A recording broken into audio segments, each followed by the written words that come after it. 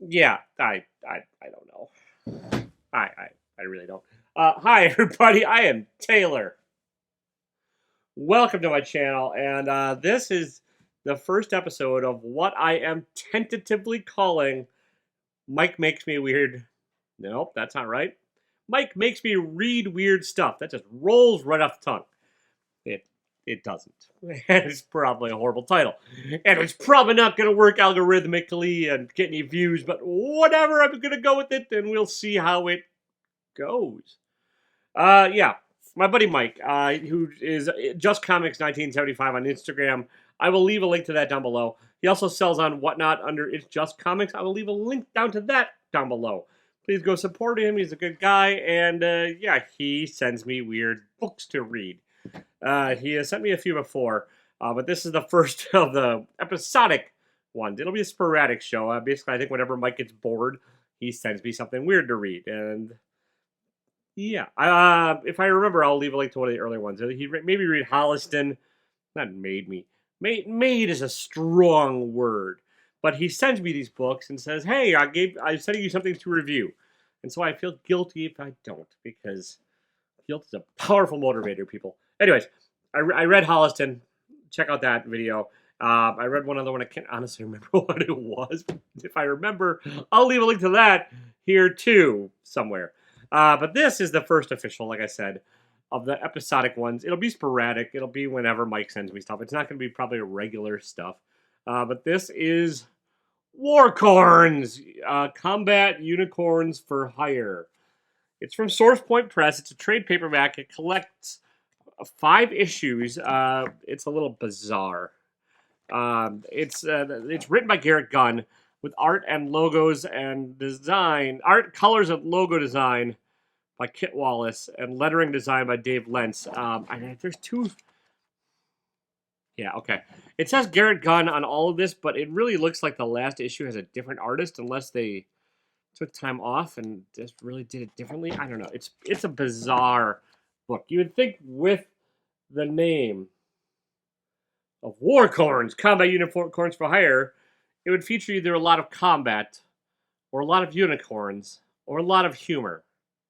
It doesn't really have a ton of either of those things. The first 2 issues are basically training in which regular horses get turned into unicorns, I think. There's some unclear stuff that happens in here, and a lot of that is due to, well, the art, which is a lot of very close-up talking head art, especially in the first 4 issues. Like, you can pick a random page, and that's, like, really cut in close on a lot of this, where the faces are cut off a lot, and, yeah, it's mostly a talking head book throughout. It doesn't feature a lot of action, and the art's not doing it a lot of favors. Which I'm not trying to be too rough on this book because I think it was a Kickstarter book at first, and I do like the fact that creators can kickstart a project and take it to fruition and get it published and hopefully turn it into something. I respect that a lot. It takes a ton of work and it takes a ton of effort and stamina to do all that.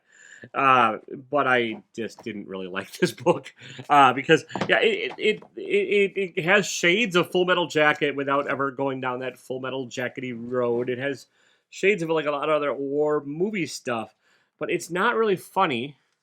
It's not really action packed, like I said, and doesn't really go anywhere. And the main story ends kind of on a cliffhanger.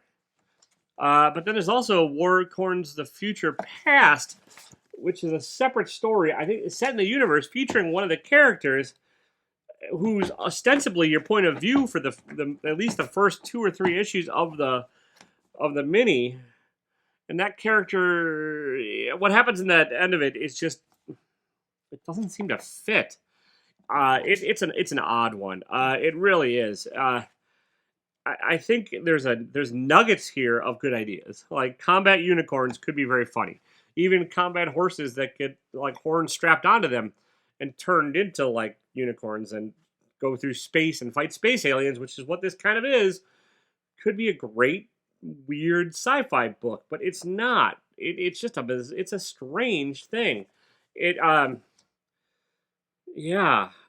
Um, it doesn't seem to know what it wants to be tonally. It's kind of all like, I think if there are jokes, they fell flat. Like I don't think there's a lot of jokes in here. I mean, there's a few little like what I think are supposed to be like verbal, like visual humor jokes, where one of the unicorns makes another unicorn eat crayons, but the other unicorn likes it, and I don't. It's just not funny. I don't know. The lettering also, Dave Lentz. The font is like, especially in the first four issues, the main font is kind of hard to read and really tight and condensed and not great. It's a computer generated thing, or maybe it's not computer generated, but it may be hand drawn and turned into a computer font, but it's not fantastic. The coloring, pretty basic and simple, which kind of is necessary because the only real differentiators in a lot of these characters of the unicorns, especially with the super close up imagery, is the coloring. So the blue unicorn is always blue. It's never really shaded out the otherwise, and pink is always pink, yellow is always yellow, which helps you keep track of them because that's about the only real way to do it in here. It's, I don't know, and yeah, the cliffhanger that this book kind of ends on is also strange. And I kind of did a quick Google, and I don't think this ever went anywhere else. I'm not sure if this is supposed to be the end of it all, or if it didn't. I mean, I think it's supposed to be. It says the end. It's a fucking strange ending. It's not even super dark or dismal. Whatever. It's just strange.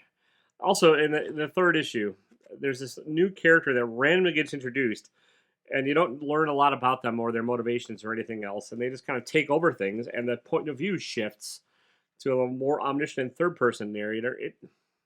I don't know. It's a weird book. And Mike, thank you. You made me read a weird book. I crap. Like I don't, like I said, I think there's a nugget here. I think there's enough here that like it could have been something fantastic, and it could have been either a great comedy or a great science fiction thing, but it's, man, it's rough. I really didn't like this, like at all. It was a slog to get through. It was painful to read, and I know I feel bad because like I said, I do know how hard it is to make a book and get something made. I know it's a Herculean effort, and I know getting anything published is worthwhile and worthy. It's just for this effort, I don't think they were quite there yet. I don't know. I've not looked to see if Garrett Gunn or Cat Willis or David Lentz have gone on to do anything else. I probably should. I haven't, but I hope they did, and I hope this was their like beginning, like effort, or their freshman or sophomore effort. But because I don't think there's not necessarily a lack of talent in the creators and stuff. It's just this story just doesn't feel like it's a fully fleshed out beast, and it's just kind of, I don't know. It rubbed me the wrong way in a lot of things. I don't know if it's supposed to be a satire, which is what I thought at first. I thought it was going to go down the like Starship Troopers route of being a satire on the military and anti-military, but it's really not.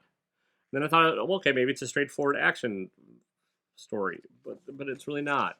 And then I thought, oh, okay, it's comedy, but it's definitely not. So I don't think this knows what it wants to be, and it makes it very hard to kind of give an honest review about it because, like, at times I didn't know what was happening. At times I didn't know what I was reading, and I'm like did my best to like try and like figure it all out. But the pull quotes in the back, which I think are supposed to be funny, are probably the funniest part of the thing, but they're also kind of accurate. I'm not going to show them on screen. If you want to hunt it down, you can. Speaking of which, I'm going to pass this along, I think. Mike, I hope you're okay with me doing this, but I'm going to pay it forward and give someone else the joy of reading this. So, everybody, let's see, how am I going to do this? What's a book that you read that was not what you expected it to be? Leave a comment down below. And this video is going to drop. You have a week from the date of when this drops. So like just check the timestamp for when it drops. The next week after, I'll pick somebody and I'll just do a quick little short, probably, and announce the winner. So keep your eyes out. And yeah, if you guys have to start watching the shorts and stuff in the videos in order to find out. If you want to claim this, especially, because I'm not going to hunt you down. I think part of the joy of this all, well, at least on my end, is forcing you to watch my riveting content, people. And so you're not going to watch probably the full next long video I do, but you're going to have to watch a short where I announce the winner. It's like under a minute. You can do that. I have faith in your attention span, people. I have faith. So that's probably going to do it for today. But yeah, like I said, if you want to win, leave a comment down below. I will use random number generator or whatever, or get a random comment picker. I'll pick a comment, and I will get this book out to somebody that left a comment. U.S. only, please. I'm not shipping this anywhere else.